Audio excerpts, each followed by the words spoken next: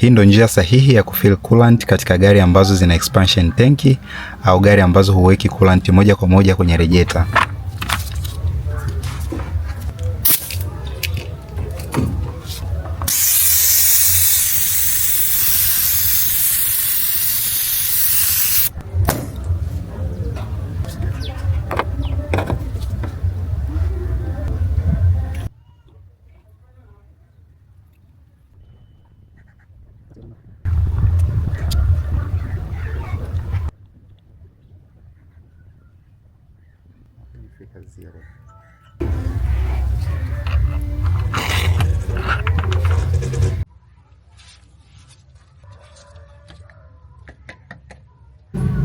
Kinyume na njia hii, tegemea kukutana na air pockets kwenye njia ya coolant, na hivyo katika baadhi ya magari inaweza kupelekea gari kuchemsha, hasa mtu anapofanya safari ndefu.